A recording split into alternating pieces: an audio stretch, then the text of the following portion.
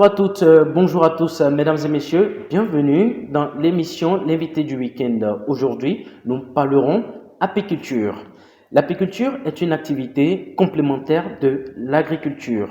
Elle favorise notamment la biodiversité grâce à la pollinisation effectuée par les abeilles.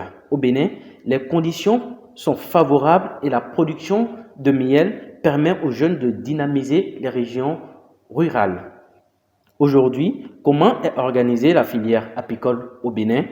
Quels sont les réseaux d'acteurs qui travaillent pour la valoriser? Quelle appréciation des réformes institutionnelles opérées dans la filière? Quelles sont les menaces aujourd'hui qui pèsent sur la filière? Et en termes de changement climatique, en quoi l'importance de l'apiculture? Autant de points que nous aborderons le long de cette émission avec notre invité en plateau. On l'installe tout de suite.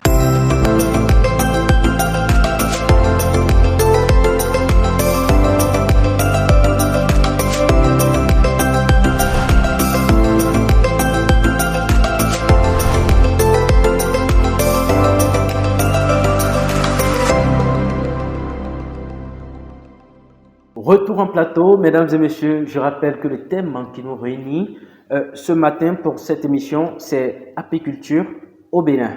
Quelle organisation autour d'une filière prometteuse? Et pour en parler, justement, je le disais à l'instant, notre spécialiste en plateau, Olivier Policon. Bonjour. Bonjour, monsieur le journaliste.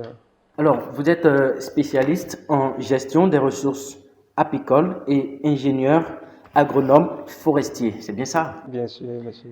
D'accord, tout de suite, entrons dans le vif du sujet et commençons déjà par définir ce que c'est que l'apiculture. Merci, monsieur le journaliste.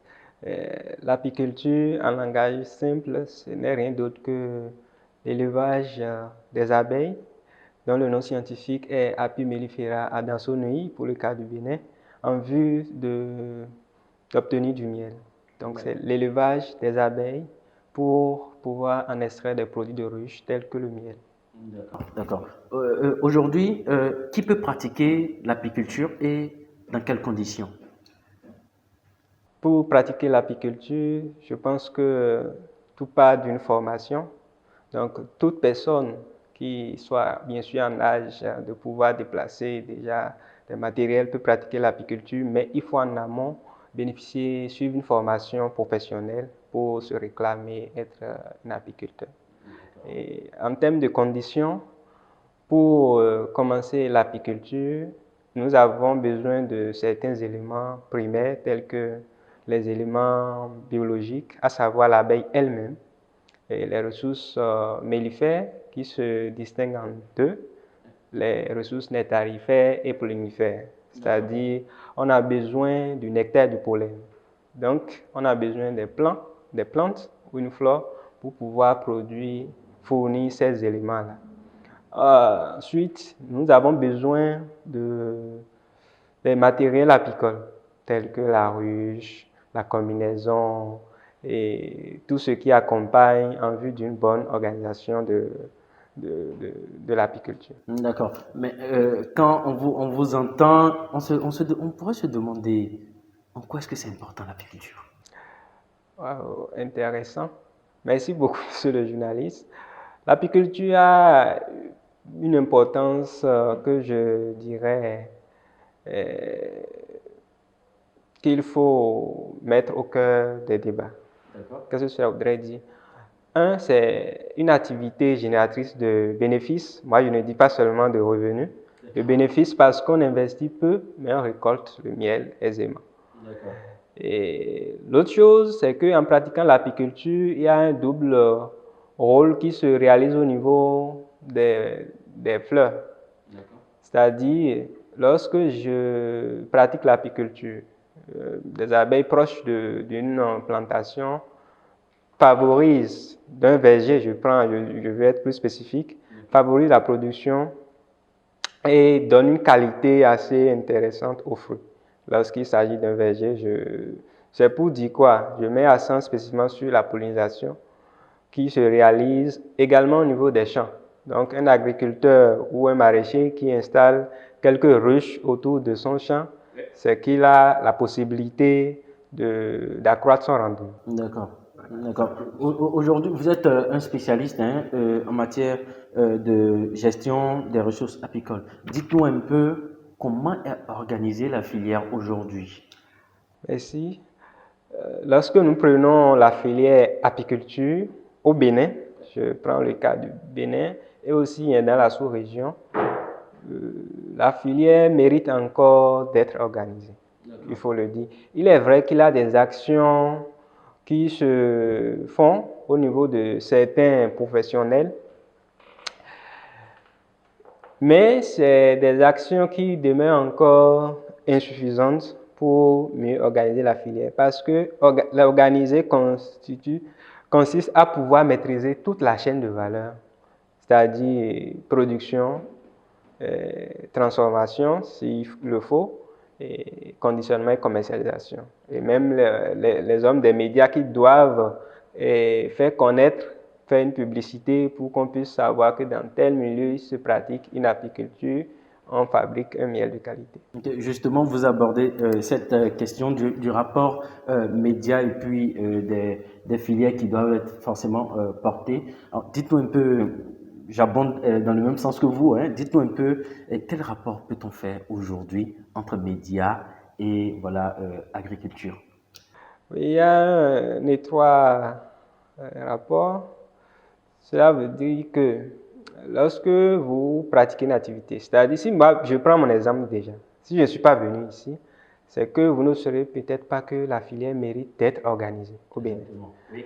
Ou du moins, d'aucuns diront, à part les informations du net, qui ne relatent pas forcément ce qui se passe chez nous au Bénin. Voilà. Donc, lorsqu'il y a un miel qui est de bonne qualité, je ne veux pas spécifier une entreprise, il y a des professionnels qui font des miels de bonne qualité du nord au centre et tout récemment au sud aussi où il y a des apiculteurs qui s'intéressent déjà à la production du miel spécifiquement. Parce que quand on parle du miel, il faut dire qu'il y a beaucoup d'autres produits de ruche. Et donc, les médias jouent un rôle important de telle sorte que eux, ils peuvent relayer, les hommes du média peuvent relayer même les problèmes que connaissent les apiculteurs. Et lorsque le produit sera là en place, il faut une publicité autour, comme je le disais tantôt. Donc, je pense que les hommes des médias jouent un rôle important dans le développement d'une filière sans toucher le volet technique où les gens installent des technologies qui permettent de consulter ce qui se passe dans une région sans se déplacer. Ça, c'est déjà un peu au-delà des médias. Mais il faut médiatiser, il faut informer les gens de ce qui existe pour que les décideurs, peut-être, soient en mesure de dire nous allons prendre tel volet comme notre priorité en termes de valorisation des ressources apicoles. Voilà ce que je peux dire de façon... Merci beaucoup, pourvu que les acteurs d'ailleurs et d'ici puissent vraiment comprendre l'importance des médias dans cette valorisation qu'on attend des filières au Bénin. Alors, dites-nous, on a abordé la question voilà, de l'importance de l'apiculture et quels sont déjà les acteurs, les réseaux d'acteurs qui y travaillent pour la valoriser? Mais en termes de réseau d'acteurs, il existe une fédération, une plateforme des apiculteurs. Et cette plateforme regroupe pratiquement tous les acteurs. C'est-à-dire, primo, les apiculteurs, les producteurs. On parle plus d'apiculteurs parce que c'est l'abeille qui produit son miel. L'homme ne va que récolter la quantité qui est... Vous parlez d'un réseau. Ce réseau existe depuis longtemps? La plateforme des apiculteurs, oui, bon, je crois depuis 2016. Il est vrai que, bon, le président que je salue au passage essaie de faire de son mieux, mais il reste encore à faire pour que le réseau puisse réellement fonctionner. Parce que vous voyez, il y a un problème lorsque la filière, il y a une plateforme qui existe qui regroupe autant d'acteurs et chercheurs, et amateurs même, s'il faut le dire, professionnels, alors qu'on dit que la filière n'est pas encore organisée. Donc, c'est un travail qu'ils font au niveau de la plateforme, mais il reste encore des apports pour pouvoir vraiment booster la filière au Bénin. D'accord. Il y a, je crois, un lien entre agriculture et puis apiculture. C'est quoi ce lien? Oui, je l'ai dit tantôt, il y a un lien étroit. Hein. Et lorsque je prends l'agriculture, d'abord l'apiculture dérive de l'agriculture. Lorsque vous allez chercher une définition simple sur le net, les gens vont vous dire que c'est une branche de l'agriculture. Mais il faut comprendre qu'au Bénin, si je ne veux pas repartir faire une genèse, c'est d'abord l'apiculture était utilisée par des forestiers dans un sens de protéger nos aires protégées, plus précisément les forêts que nous avons dans la sous-région et au Bénin. Lorsque vous prenez les riverains, la population locale qui vit autour de nos réserves, telles que la forêt de la Lama, la forêt de Warimao et beaucoup d'autres aires protégées au Bénin, c'est que la propriété a tendance à exercer des pressions sur la ressource qui est pourtant protégée. Et le forestier ou le garde forestier dira non, vous n'allez pas couper les arbres parce qu'il ne faut pas le faire. Donc ils ont réfléchi, ils ont dit, mais si les gens sont autour, alors que c'est de ça qu'ils vivaient avant qu'on ne dise il faut protéger, il faudrait alors trouver des activités qui pourraient remplacer par exemple la fabrication de charbon, qui pourraient remplacer les coupes illicites de bois pour pouvoir en faire des bois de chauffe. Et donc c'est comme ça que c'est venu et on l'utilisait dans les plans d'aménagement forestier. Si je reviens à votre question spécifiquement, le lien qui existe entre l'agriculture et l'apiculture, c'est ce que je disais tantôt. Lorsque vous avez les abeilles, elles font partie des pollinisateurs qui contribuent à la fécondation des fleurs. Lorsqu'il y a un champ de maïs, la fécondation se réalise. J'ai un champ de niébé, c'est-à-dire haricots, la fécondation se réalise. Et donc, que ce soit des produits vivriers ou de rente, les abeilles contribuent à la pollinisation des fleurs et donc contribuent indirectement à l'accroissement de la production et au rendement qui sera élevé plus tard. Voilà déjà le lien étroit qui existe entre les deux. Et je profite pour dire que c'est ce qui explique le fait qu'aujourd'hui, c'est le ministère en charge de l'agriculture, d'élevage qui s'en occupe, étant donné que au départ, quand il parlait de forestier, c'était le ministère en charge de l'environnement. Mais il faut que la filière puisse se retrouver comme les autres élevages que nous connaissons, la cuniculture, l'aviculture, la codiculture, c'est autant d'élevages qui existent, qui en temps n'étaient pas conventionnels, mais les gens essaient de domestiquer les animaux. Ceci étant, il faut reconnaître les efforts de chacun, c'est-à-dire les attributs de chacun, d'où l'apiculture est sous tutelle du ministère en charge de l'élevage. Et donc, ça va permettre de réellement domestiquer l'abeille. Voilà. Alors, Monsieur Olivier Policon, tout de suite, on a quand même abordé l'apiculture dans sa forme. Entrons maintenant dans son fond et parlons à présent des ruches. Quels sont les types de ruches qui existent? Oh, merci, monsieur le journaliste. Il existe plusieurs types de ruches. Et si vous me permettez, hein, il faut essayer de classer les types d'apiculture. Il y a plusieurs. Quand on parle d'apiculture, il y a celle qui était traditionnelle et c'est venu où ensemble c'était les troncs d'arbres qui étaient utilisés. Vous allez voir, c'est juste des jarres qui s'installent entre les branches d'arbres et puis on récolte le miel simplement.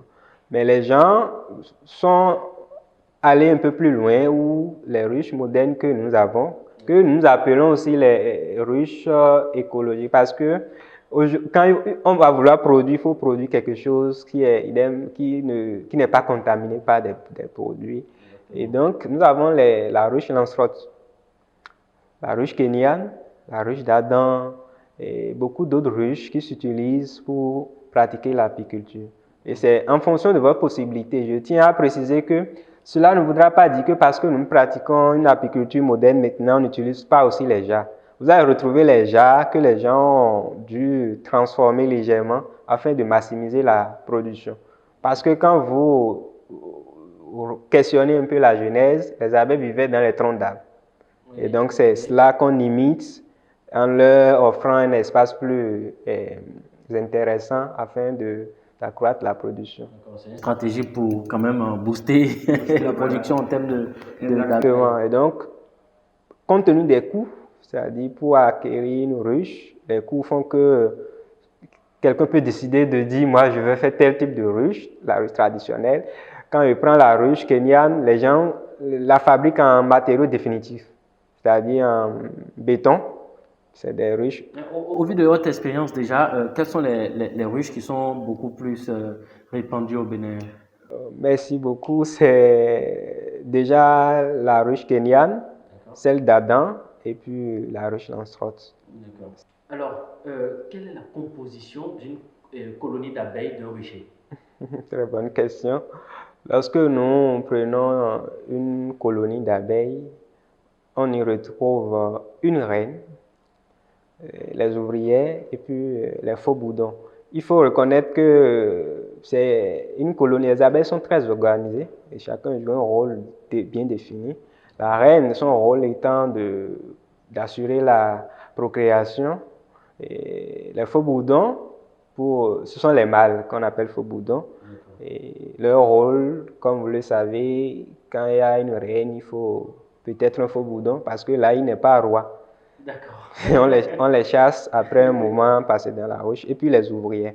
Voilà, de façon simple, comment les différents éléments, les différents individus qui composent une colonie d'abeilles. D'accord. Au vu de tout ça, on parle de colonie d'abeilles. Quels sont les produits qui en sont issus? Très bien. C'est prioritairement le miel, mais c'est le lieu de préciser effectivement que nous avons beaucoup d'autres richesses qui se cachent derrière l'apiculture que nous ne percevons pas. Aujourd'hui, on aura le temps d'en savoir plus avec vous alors. Le commun pour la plupart des Béninois, c'est le miel, alors qu'il y a le pollen qui est là, il y a la gelée royale qui est là, il y a la propolis, la cire, même le venin d'abeille. Le venin d'abeille qui joue un rôle thérapeutique et même cosmétique. Pas oublier aussi le côté méchant de. Oui, il faut préciser que quand je parle du venin d'abeille, c'est une substance qui est extraite. Et le venin, en principe, n'est pas tout de suite nocif à la santé, nuisible à la santé. Lorsque vous souffrez du paludisme et que vous allez vous faire piquer par quelques abeilles, il faut dire que votre système immunitaire est renforcé. Voilà, oui, exactement. Exactement. C'est des informations qui sont assez documentées, ce n'est pas une invention. Mais lorsque le nombre de piqûres va au-delà de 100, c'est là où ça devient très dangereux comme étant une morsure de serpent.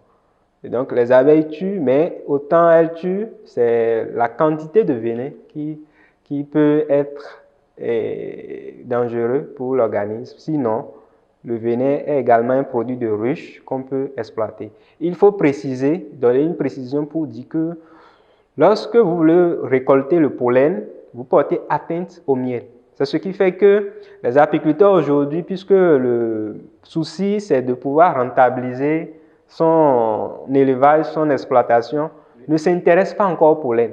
Parce que sur le plan nutritionnel, sur le plan de la santé, chaque produit de ruche a un apport bien défini, que ce soit pour les enfants que pour les adultes. Je profite pour dire que le miel, pour un enfant qui a à peine 12 mois, qui n'a pas encore 12 mois du moins, ne doit pas prendre du miel.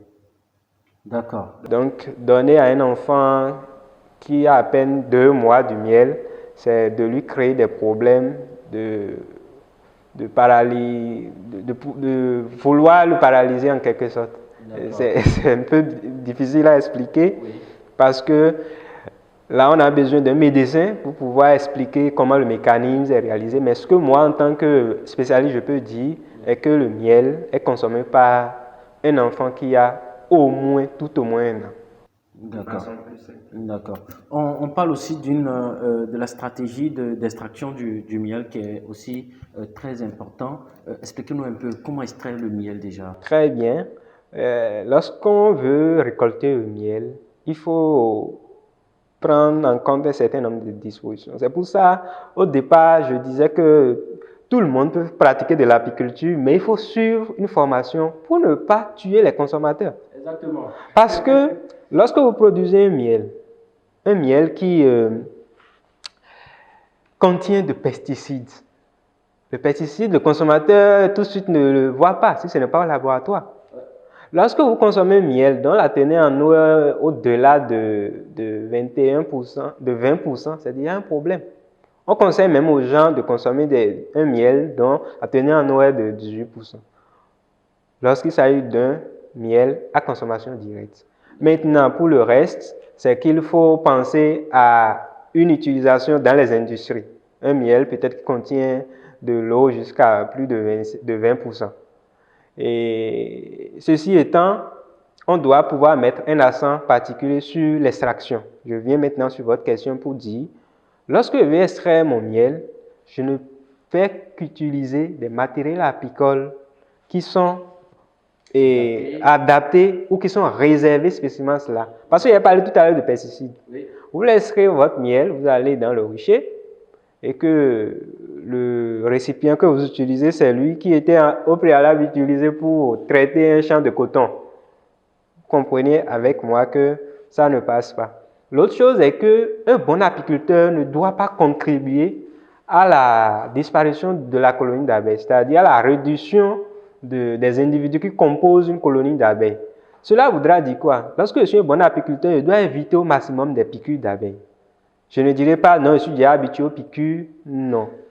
Parce que lorsque le nombre d'ouvriers diminue, ça veut dire cela porte un coût à la production au sein de la ruche. Au départ, je parlais de nectar qui sert à la production du miel et du pollen qui sert à l'alimentation des éléments qui vivent au sein de la ruche. Donc, je dois être bien habillé, je dois porter mon accoutrement parce que les abeilles que nous avons là, l'abeille qui est au Bénin, qui est Apis mellifera dans son nid, n'est pas totalement domestiquée. On rencontre pour le moment quelques-unes qui sont déjà, qui se familiarisent, comme si je peux m'exprimer ainsi, à la présence humaine. Mais elles ne sont pas toutes domestiquées parce que si on prend tout le Bénin, c'est peut-être quelques centres qui vont présenter des sous-douces d'abeilles. Donc nous avons besoin d'être protégés et de guetter des périodes où les abeilles ne sont pas si agressives. Ah, parce qu'il y a des périodes... Exactement. Donc, je veux récolter les gâteaux du miel d'une ruche. Il faudrait que je puisse m'assurer que c'est un moment où l'abeille ne va pas sortir et vouloir piquer autant. Il est vrai, il y a l'enfumoir qu'il faut utiliser pour pouvoir les repousser. Mais lorsque c'est pendant qu'elle a été déjà bousculée, il y a de cela quelques heures seulement vous passez, c'est qu'elles vont vouloir forcément se défendre et cela va créer des préjudices. Elles vont mourir parce que l'abeille, quand elle pique une fois, elle meurt. Quand elle te pique une fois, un individu d'abeille qui te pique une fois, dès que elle vous pique, c'est qu'elle décède. Et donc, plus elle vous pique, alors qu'elle sortent en grand nombre. Ce qui fait qu'il est conseillé d'être toujours en combinaison, en accoutrement. Qu'est-ce qui explique cela? Ou bien on aura l'avis d'un médecin peut-être sur la question. Parce que qu'est-ce qui explique le fait que l'abeille pique et ensuite c'est elle qui... Ah oui, c'est un petit truc qu'on appelle le dard. Le dard. Oui, qui se retrouve au niveau de l'abdomen et un peu vers... quand on prend la forme de l'abeille, sa morphologie, c'est cette partie de dard qui n'est rien d'autre que à quoi je vais assimiler, comme une piqûre, voilà, si je peux m'exprimer ici, l'aiguille, ça serait plus facile à comprendre. Et donc, dès qu'elle vous pique, c'est que dès que l'aiguille ou l'aiguillon rentre dans votre peau, ça se stabilise, ça ne ressort pas. Et l'abeille, en voulant se défendre, ça déchire son abdomen. Et vous voyez un organisme déjà si petit, oui, qui perd encore une bonne partie de son abdomen, c'est qu'elle ne peut plus survivre. Voilà ce qui explique simplement. C'est pour ça qu'on n'a pas besoin de spécialistes, de médecins. Olivier Podeko, dites-nous un peu, après avoir parlé quand même des produits issus d'une ruche, vous en avez parlé, le miel, les piqûres ou bien le venin de l'abeille. Dites-nous un peu, aujourd'hui, en termes de miel, quels sont les différents types de miel qui existent? Merci beaucoup, monsieur le journaliste. C'est une très bonne question. Et c'est que le problème, nous sommes dans un pays où, comme on le disait à l'entame, c'est une filière qui mérite encore d'être organisée. Donc, on ne saurait identifier de façon très claire un type de miel.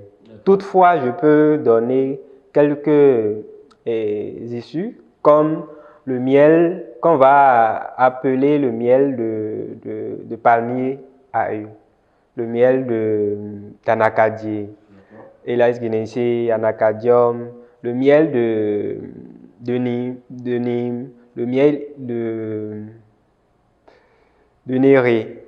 Pourquoi je donne toutes ces citations? Il y a plusieurs possibilités, façons de distinguer un miel à travers sa couleur. Voilà. J'en venais justement, comment reconnaître un miel de qualité après être récolté? Très bien. Pour reconnaître un miel de qualité, si vous me permettez, je vais expliquer un peu le volet que j'avais abordé afin de venir. Donc, quand je citais différents types de miel, c'est par rapport aux ressources mellifères visitées par les abeilles qu'on peut identifier. Il est vrai, c'est le nectar. Maintenant, le nectar est produit en fonction, le type de nectar est fonction de l'espèce visitée. Quand je prends le moringa, vous n'aurez que le nectar du moringa. Quand on va prendre une autre espèce, ça serait relativement pareil. Donc, on dira, j'ai au Bénin, par exemple, le miel de palmier à huile qui a sa vertu. Parce que les pollens qui ont été butinés, les fleurs qui ont été butinées du moins, sont données par le palmier à huile. Je dirais le miel de karité, parce que c'est le karité qui a fourni les pollens utilisés et l'autre partie, le nectar, pour pouvoir produire le miel. Donc, voilà comment on peut reconnaître. Et en termes de couleur, nous avons au Bénin des miels de type polyfloraux. Donc, des gens l'appellent toute couleur. Ça a tendance à être un miel de couleur noire, mais on peut aussi rencontrer des miels qui présentent une couleur jaune. Telle qu'une plante qui... Et c'est ça qui retient surtout mon attention. J'étais à Banté en 2014, où on m'a présenté un type de miel de couleur jaune, qui bizarrement est un miel qui, sa vertu, c'est que ça aide à traiter les problèmes de maux de ventre. Mais la plante qui a fourni le pollen est une plante qui est nocive et qui est très dangereuse à l'espèce humaine. C'est-à-dire, vous touchez même un seul organe de l'espèce et vous la posez sur votre langue, vous mourrez. Wow. Et donc, c'est bizarre, mais son miel s'utilise et les abeilles la produisent très bien. C'est ceux qui sont spécialistes dans le milieu qui ont réussi à identifier. Mais on ne va pas prendre ça comme étant une norme parce que pour les petites activités de recherche que nous avons menées, je profite pour dire que je suis en position d'assistant de recherche aussi au sein de certains laboratoires de la place. On rencontre dans ce miel peut-être un taux élevé de pollen qui n'est pas forcément l'espèce qu'on attribuait au type de miel.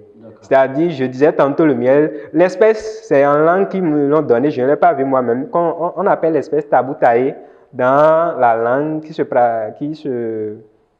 retrouve dans la région de Banté, je crois les nagos de Banté. Et voilà une espèce, par exemple. Quand je dis également c'est le miel de Néré, le miel du Néré. Quand les gens vont au laboratoire, ils peuvent se rendre compte que en réalité, il y a encore d'autres types de pollen ou bien le nectar produit là a facilité une autre production.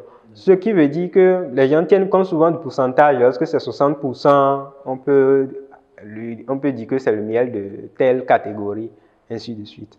Maintenant, pour Votre question, Oui, vous pouvez me la rappeler, la reformuler? je demandais à l'instant comment reconnaître le miel de qualité, surtout. Voilà. Pour un miel de bonne qualité, on ne va pas se fier seulement à la couleur. Pour des spécialistes, lorsqu'ils voient d'abord la texture du miel et la couleur, ils peuvent déjà vous dire que ce miel est un miel de qualité ou pas. Et pour nous, les simples Maintenant, consommateurs. pour un simple consommateur, il faut forcément, il y a deux procédures. Normalement, lorsque le miel est produit à la miellerie, ou quand on parle de production à la miellerie, je dirais lorsque le miel est extrait et conditionné à partir d'une unité apicole ou la miellerie, il faut qu'une structure de la place, telle que le laboratoire central qui est chargé du contrôle de la sécurité sanitaire des aliments, puisse dire ce miel respecte telle norme, telle norme, telle norme, avant qu'il ne soit mis sur le marché. Le problème au Bénin est que lorsque moi j'ai un parent qui est au nord et que je sais que du nord on peut trouver du miel, je commence sans vouloir aller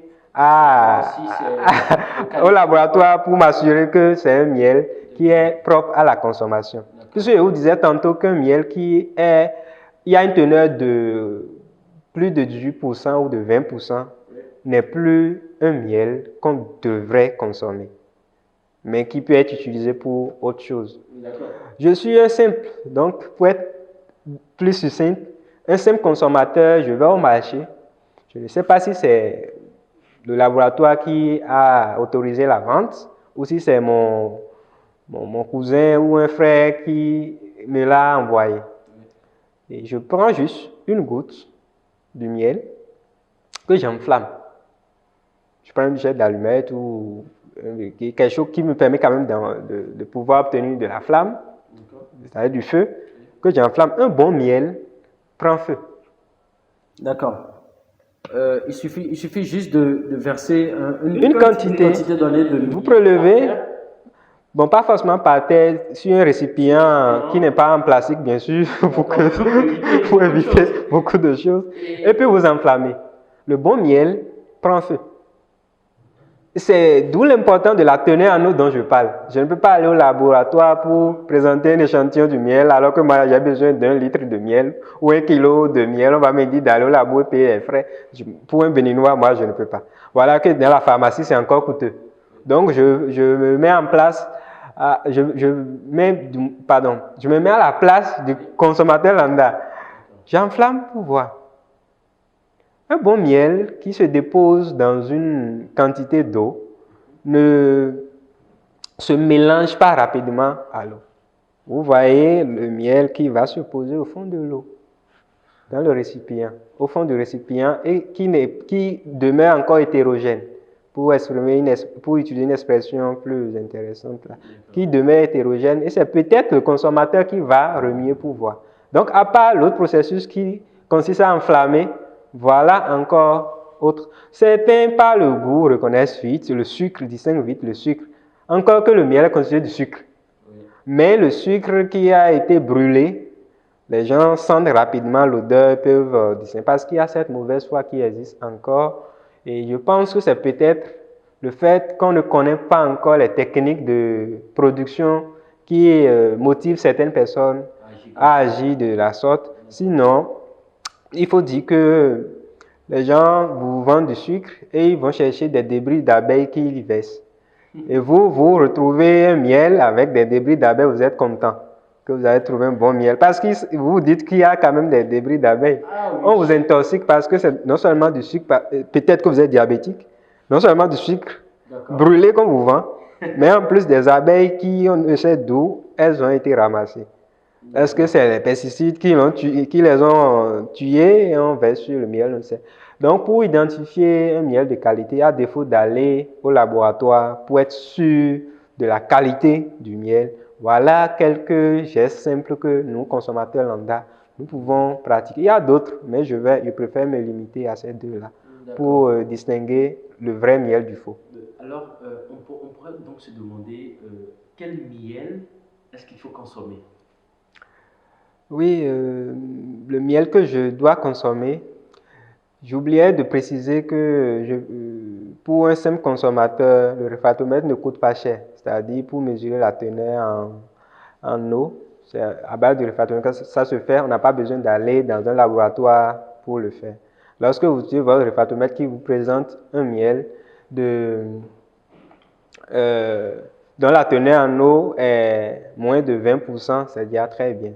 Maintenant, avec les normes, vous ne m'avez pas encore, on irait certainement sur ces aspects. Exactement. Les normes qui sont en train d'être mises en place en matière de vente de miel, c'est qu'il y a sur l'étiquette certaines informations que le consommateur doit avoir avant d'acheter le miel.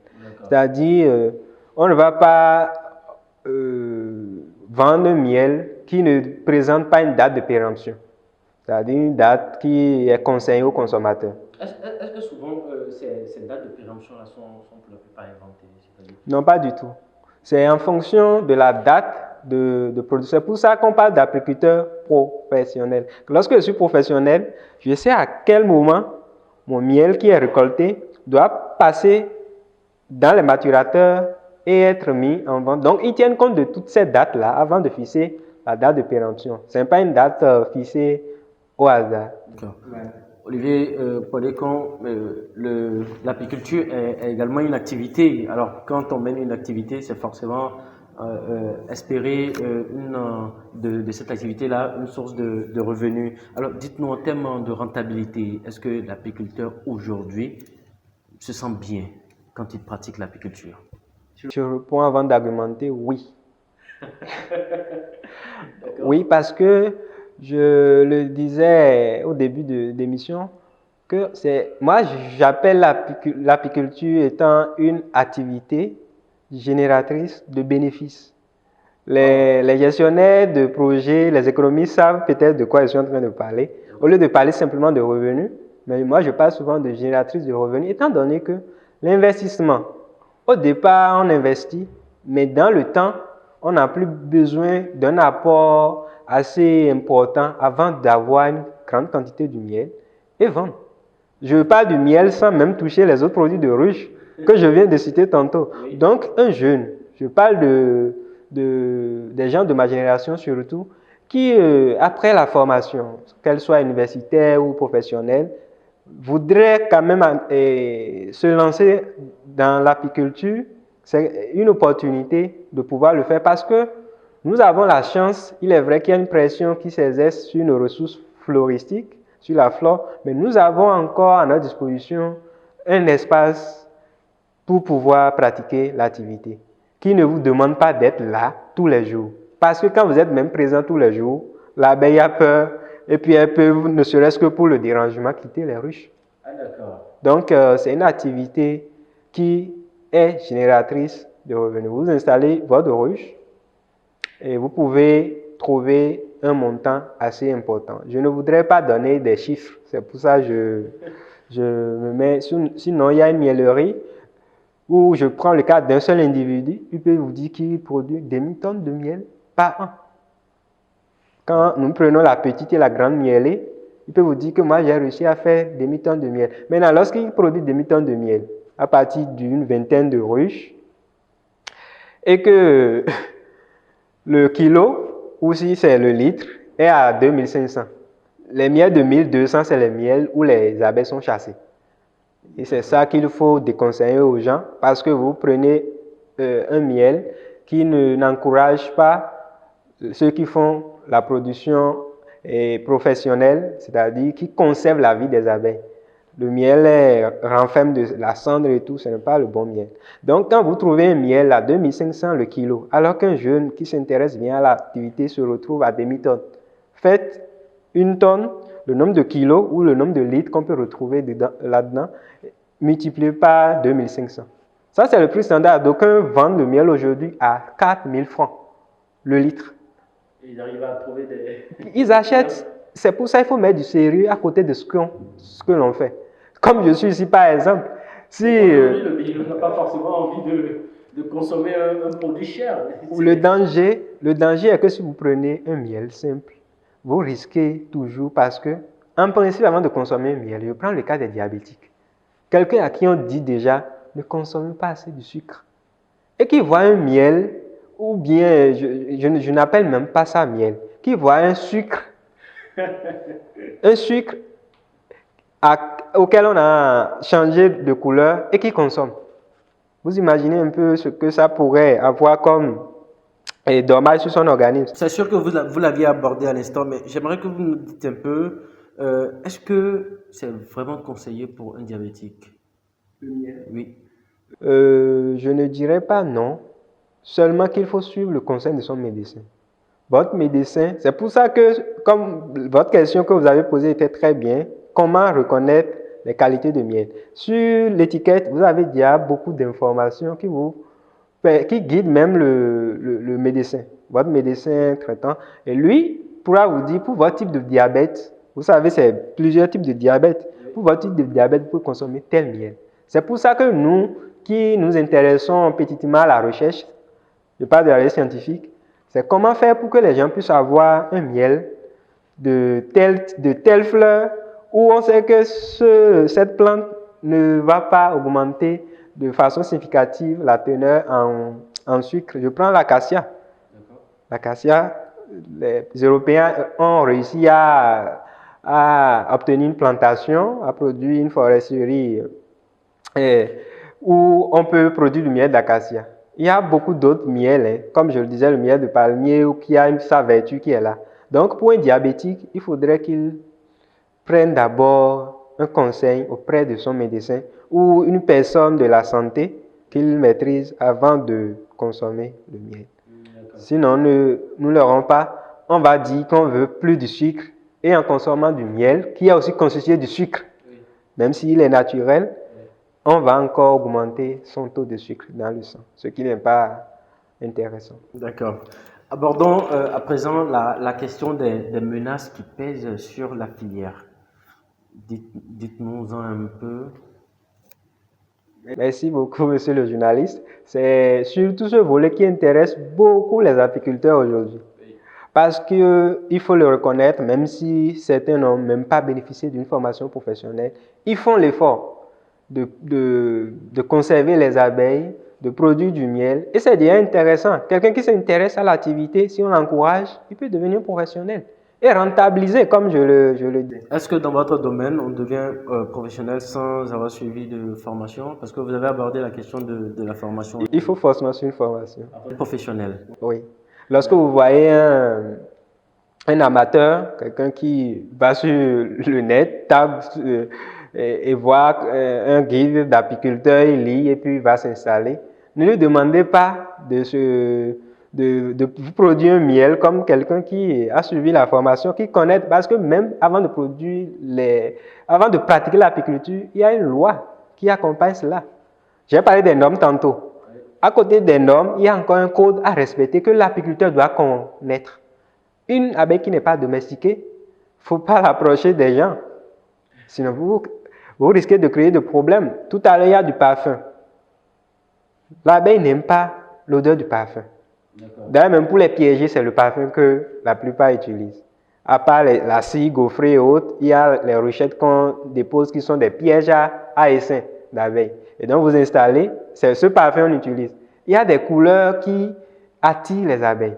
C'est pour ça, pour aller dans je vais revenir sur votre question que vous allez bien vouloir me reformuler. Lorsque vous allez dans une forêt et vous portez une tenue de couleur jaune, le jaune ressemble à quoi, selon vous journalistes? Au pollen, à la couleur du pollen. Les abeilles vont te visiter parce que ça ressemble à la couleur du pollen. C'est un exemple. Oui. Donc, il y a autant la couleur rouge. En temps, nos grands-parents, dans certaines régions, disent n'entrez pas dans la forêt en portant une tenue rouge parce que la divinité qui est là, je parle plus des forêts parce que, vous savez, ma formation est basée sur les ressources forestières. Voilà. Donc, on vous dit dans la zone d'Agonly qu'on ne porte pas cette tenue pour pouvoir récolter, pour entrer même dans la forêt. Il y a plusieurs explications. Donc, c'est des choses qu'il faut éviter pour pouvoir être un bon apiculteur. Ma question était les menaces qui pèsent sur la filière. Voilà. Pour les menaces, la première menace aujourd'hui concerne Pour les apiculteurs qui sont déjà formés, qui sont professionnels, bien sûr, le vol, les actes de vandalisme. C'est-à-dire les gens qui se déguisent, soit en transhumants, ou qui sont aussi des transhumants. L'apiculteur qui achète peut-être une ruche à 20 000, à 15 000, et parce qu'il voit une ressource mellifère assez disponible, achète jusqu'à 50 ruches. Et le lendemain, il se rend compte qu'il n'y a plus ces ruches-là. Ou les gens attendent que ces ruches soient colonisées et que le miel soit prêt à récolter, et la nuit, ils vont récolter. Donc la première menace, voilà un peu ce que je peux dire au premier rang. Au second rang, c'est l'accompagnement technique et aussi l'appui financier. L'accompagnement technique manque cruellement. La lutte contre les nuisibles, voilà une autre menace qui pèse sur notre filière et qui souffre encore d'organisation. Excusez-moi. Lorsque je prends le cas du varroa destructor, qui est un acarien, certains apiculteurs ne reconnaissent même pas encore sa présence au Bénin. Alors que c'est un acarien, un vecteur qui est très nuisible à l'abeille. Le pangolin, les rongeurs, les coléoptères constituent autant de menaces qui pourraient créer la désertion d'une ruche, c'est-à-dire le fait que les abeilles vont même quitter votre ruche et continuer. Il faut trouver des solutions à cela. Pour d'autres menaces, c'est la disponibilité des ressources mellifères avec les actions anthropiques qui concourent au déboisement, à la déforestation. Si les plantes ne sont pas là, les gens ne pourront pas récolter. Si les plantes ne sont pas là, il n'y aura pas de pluie. Et s'il n'y a pas de pluie, les abeilles ne pourront pas trouver de fleurs à butiner parce que les plantes n'auraient pas fourni de fleurs. D'accord. Parlez-nous un peu des réformes institutionnelles opérées dans la filière. D'accord. Merci beaucoup, monsieur le journaliste, pour ma petite expérience avec ma collaboration. J'ai eu la chance de participer à des ateliers, un tout récemment qui a mis accent sur les normes. C'est-à-dire, quand je veux produire du miel au Bénin, qu'est-ce que je dois pouvoir suivre comme guide? Et cela s'inspire de ce qui se fait déjà. Le guide qui est élaboré s'inspire de ce que les apiculteurs font déjà. Il y a des normes qui sont élaborées. Lorsque je veux vendre mon miel, quels sont les types de miel que je dois garder? Je crois que ce sont des actions salutaires qu'il faut reconnaître au ministère en charge de l'élevage et à travers l'ABSA, qui est une agence béninoise en charge de la sécurité sanitaire des aliments, de l'AM qui est chargée de la normalisation au Bénin.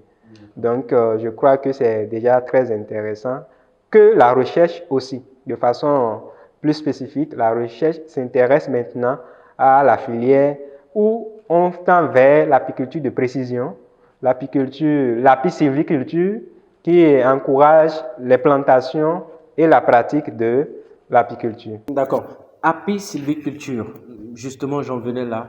Qu'est-ce que c'est? Merci, c'est simplement la valorisation de l'apiculture appliquée à la sylviculture, qui n'est rien d'autre que la production des plants, c'est-à-dire la foresterie. Quand on parle de la sylviculture, si je peux m'exprimer en langage très simple, c'est également l'élevage des arbres, des plantations. Okay. Donc, il y a la foresterie plantée où on plante les arbres. Il y a également nos forêts naturelles, primaires qui sont là, où il faut s'occuper d'elles. Donc, l'apisylviculture met accent sur un type de production d'apiculture qui encourage en même temps le reboisement. Les espaces déboisés doivent être reboisés afin de faciliter, de pérenniser la filière dans le temps. Voilà. On parle d'un fait très important, c'est les changements climatiques. Aujourd'hui, quelle importance de l'apiculture aujourd'hui pour lutter contre les changements climatiques? Merci, très bien. Je parlais tantôt de apisylviculture. Oui. Lorsque je suis en train de pratiquer l'apiculture et que je plante les arbres, si vous me permettez, qui jouent un rôle assez important dans la séquestration du carbone. Vous n'êtes pas sans savoir que aujourd'hui, ce que tout le monde souhaite, c'est que les changements climatiques soient quand même atténués, les effets soient atténués. Et donc, les arbres qui sont plantés, parce qu'il y a l'apiculture qui est là, où les abeilles vont butiner ces arbres vont pouvoir produire et se retrouver correctement dans leur espace. Je ne vais pas sortir les termes écologiques et autres. C'est-à-dire, si l'abeille va butiner les fleurs, l'arbre va produire comme cela se doit. Et si les feuilles, les organes sont bien en place et qu'on a une plantation assez importante, le carbone sera séquestré. Ou si je prends le cas de la forêt de Wari, des Monts Koufé, les gens ont réalisé qu'on peut séquestrer jusqu'à près de 25 tonnes de carbone à l'État. Et une étude récente qui a été réalisée en Côte d'Ivoire en 2020, au sein de l'université Mfouboy, les gens ont précisé que on peut arriver pour les vieilles forêts, séquestrer un carbone qui va jusqu'à 60 tonnes à l'État. Donc, ça varie de forêt en forêt. Donc, apiciculture, c'est pour encourager les plantations d'arbres qui sont des ressources capables de séquestrer le carbone et donc contribuer à l'atténuation face aux effets du changement climatique. Alors, on a récemment connu une crise mondiale, c'est la crise de la COVID-19 qui a impacté tous les secteurs d'activité. Alors, notamment l'agriculture, bien entendu. Dites-nous, pour ce qui est de la filière apicole, quelles ont été les conséquences de la COVID-19? La COVID-19 n'a pas raté un secteur. Effectivement, il y a eu des effets néfastes qui ont perturbé un peu la filière. Mais ce qu'on peut dire est que c'est plus consenti. Cela est remarqué au niveau des gens qui sont dans les pays européens et autres. Chez nous, au Bénin, les sensibilisations aidant, on n'a pas pu mener une étude pour pouvoir spécifier qu'au Bénin, il y a eu des effets sur la filière. Ce que je peux souligner de façon très simple est que les matériels apicoles, parce qu'il y avait un cordon sanitaire. Alors, on va finir sur cette question. Dites-nous un peu les stratégies qui doivent être quand même mises en place pour parler d'une plus grande professionnalisation de la filière apicole et ainsi, pourquoi pas, relever les défis. Très bonne question. Comme stratégie déjà, il faut penser à l'organisation de la chaîne de valeur. La FAO en 2016 a réalisé une étude qui est très intéressante, mais nous pensons qu'il faut la compléter parce qu'elle ne couvre pas tous les pays, toutes les communes, pardon. Et ceci étant, il faut pouvoir établir un répertoire de tous les acteurs apicoles en un premier temps, c'est-à-dire savoir qui fait quoi, à quelle hauteur, combien de ruches as-tu. Est-ce que toi tu vends seulement les équipements, es-tu un équipementier, est-ce que tu es un chercheur simplement, est-ce que. Donc il faut un répertoire de tous les acteurs et savoir le rôle de chacun afin de relancer la filière et espérer qu'elle soit vraiment émergente au Bénin. Merci beaucoup. Alors, l'invité du week-end Stop est fin. Nous vous remercions de l'avoir suivi. Il a été question aujourd'hui d'apiculture au Bénin. Quelle organisation autour d'une filière prometteuse. Et nous avons reçu dans nos locaux Olivier Bodécon, spécialiste en gestion des ressources apicoles et également ingénieur agronome forestier. Merci de nous avoir suivis. On se retrouve très prochainement pour un autre numéro de l'invité du week-end. D'ici à là, portez-vous bien.